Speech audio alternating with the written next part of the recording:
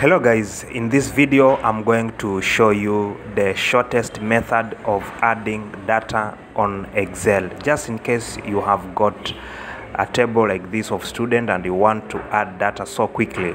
So initially we have been using this method as you have seen I'm demonstrating here.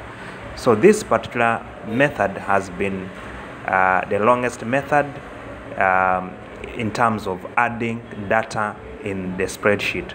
So I have actually brought to you the new method, which I know is going to be easier for you to add data using Excel.